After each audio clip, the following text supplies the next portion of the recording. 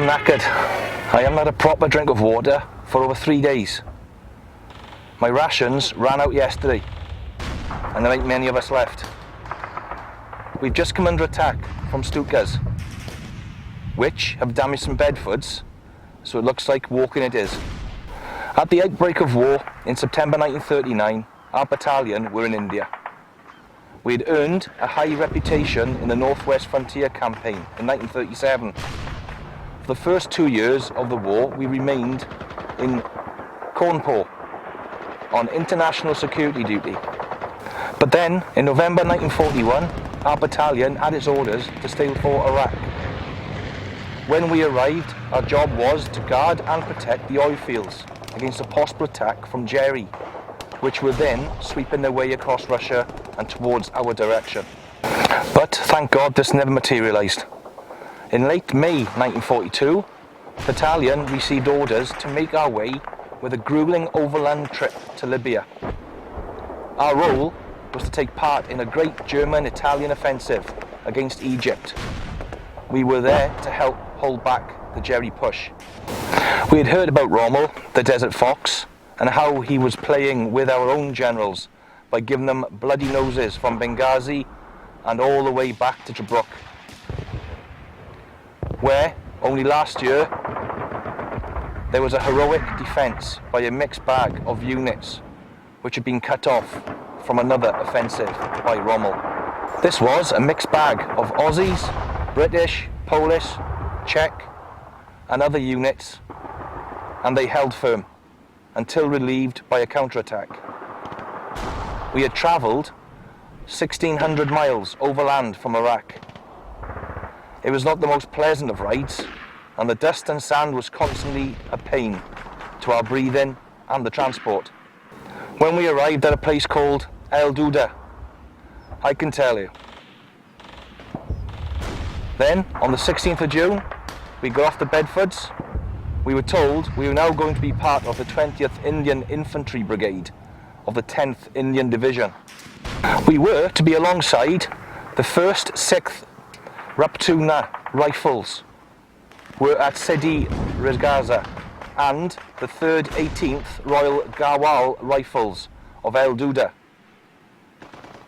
As we got our kit together, the corporal came over to me and some of the lads. He said, "Our forces have been routed by Jerry and we are now in full withdrawal. The British Army never retreats but withdraws. Orders have been given for us to defend our area, which has now been called the Box, to the last man." We all looked at each other. The situation seemed dire. We had just driven all this way and now we were to defend a bit of sunburnt, dust-ridden, sun-baked land from Jerry. On the order given, we began digging in. Slit trenches and communication pits were dug. We were sweating all the time in the heat. The CO then sent our transport away, and on seeing the dust clouds of the wheels disappear into the distance, we prepared ourselves for the siege. All the training does not prepare you for your own personal thoughts, and the thought of waiting here knowing that the chances of being strafed or dive bombed before the German armour comes pouring over us is not a pleasant one. You do start to think of home and whether I would see my hometown ever again. I looked at a photo of my missus and gave the photo a little kiss. I then placed it back in my AB-64 paybook and buttoned up my chest pocket.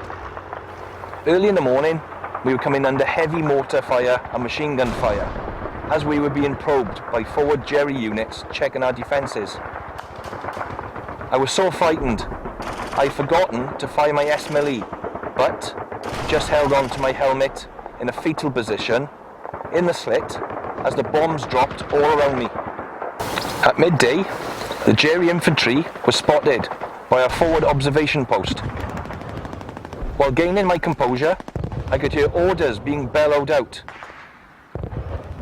to a 2-pounder anti-tank platoon, which were not far from our position, to open fire.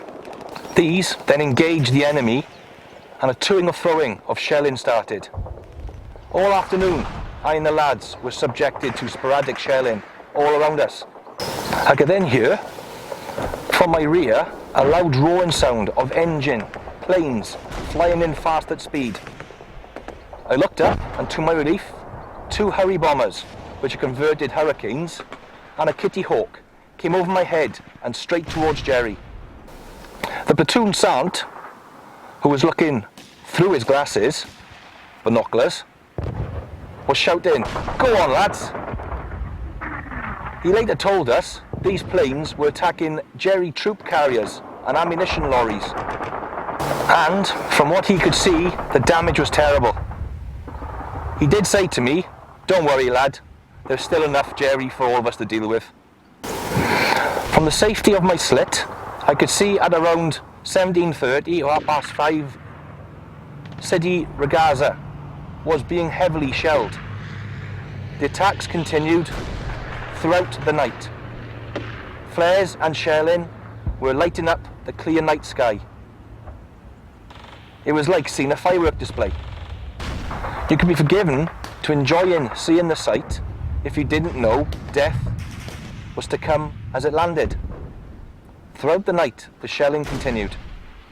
Then a signaller, who had just run out of the CO's pit, stopped and shouted, "The Rajput positions have just been overrun. Many of the Indian boys have been taken prisoner. The rest of them are withdrawing to Bel Hamed defences." Then earlier this morning, the 17th of June, our battalion positions were now coming under sporadic dive bombing and shell fire. Fortunately, no casualties at this time have been reported, thank God. At 19:30 or 7:30, the order was coming around each slit that we are being ordered to withdraw. Although this surprised us, I wasn't going to argue. I got getting with my kit ready. We are to move 70 miles east to a place called Solam. We made a textbook but hastily withdrawal. In the dark, noise was kept to a minimum. We were having to march back 10 miles, and in doing so, we were looking for the Bedfords, which are to transport us. On looking, no vehicle was to be found. Some of the lads started cursing the drivers. One of the officers was sent out by Lieutenant Colonel Matthews, our CO, to reconnoitre and find our transport. Word just come round, that officer has just been captured by Jerry before he could make his route back. Before moving off, in now unfamiliar ground, I was made aware Major GPG De Winton and Lieutenant TM Stevens are to stay behind as rear guard to cover our withdrawal. This rear guard, for which no transport could be made available, was composed entirely of volunteers. I felt a lump in my throat on seeing them, as they knew before volunteering that their only future was going to be death or capture. The rest of us moved off for Solam. It was not until 03:30 that the transport was located, all to the relief of all of us. We all got in the back of the Bedfords and what other mishmash of vehicles that were present. By now, I hadn't slept for many hours, and I was fighting to stay awake. Corp shouted out, "Get your heads down, lads, try and catch up on some shut-eye." He didn't need to repeat himself, I was gone. About an hour in, I was awakened by nervous voices all around me. Jerry had appeared to have outflanked us, and tanks were blocking our route on the road. With no hope whatsoever of moving forward, we started coming under fire from not only machine gun fire from the tanks, but also shelling. Next thing, it was clear the CO had made a decision to move. I felt the lorry then turn off the road. I knew we'd been trying to outflank the Jerry tanks, and we're heading south. The only issue I could see with this was that we were heading straight into the desert. For several hours, we were running a gauntlet of continuous and murderous fire from all sides. I could see from our tailgate of the lorry some Bedfords, around which had lads in, were taking direct hits and turning into fireballs. Screams could be heard before utter silence. I was quietly shaking, but I couldn't show it. I could hear our driver screaming out, "What's going on? I have no contact with anyone. Where are we going?" I could see many of our vehicles getting lost in the melee. We continued to run the threat of being blown up with shells dropping everywhere. Only a few lorries, which included mine, kept up with the CO. As the shelling was stopping, we reached Sollum. It was 7 hours of driving behind the forward Jerry units. At the time of reaching Sollum, we have lost most of our battalion. Over a short time, we were joined by a few stragglers. We have lost more than 500 officers and men. Most of them, I've been told, have been taken prisoner.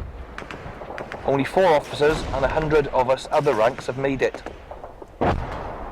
We've been joined here and then by other units, and by now we're going to be given orders to withdraw further. We are either walking, hitching rides, or commandeering anything we can find. All night long we moved back towards El Alamein.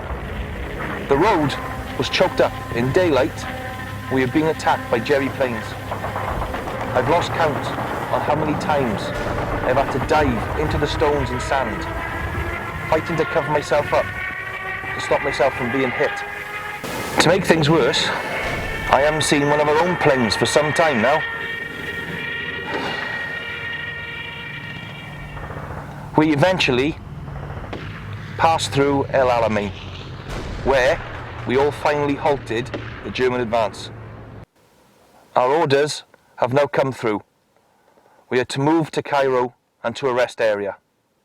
Our battalion is licking its wounds. By the time we are to reach our rest area, we are only going to muster 15 officers and 300 other ranks. Our battalion has been annihilated. I now wait here for transport to take us back. The rest of the remnants of the 1st South Wales Borderers were sent to Cyprus in case of an expected German invasion. In mid-August 1942, it came a great shock to the boys of the battalion that the regiment was to be disbanded due to the annihilation. The survivors were to be transferred to the 1st King's Own Royal Regiment. A small cadre of men were then sent back to Blighty to become part of the 4th Battalion Monmouthshire Regiment, which in December 1942 then became the 1st South Wales Borderers. Of the old regiment, the identity was to be kept alive in captivity.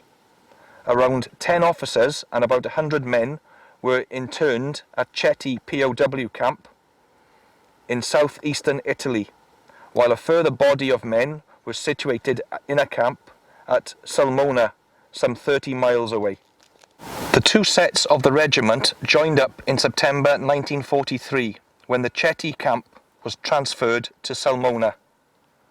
At the end of that month, a mass escape was made by boys of the South Wales Borderers, together with groups from other units. Of these, 4 officers and some 30 men of the old 1st South Wales Borderers succeeded in regaining their freedom.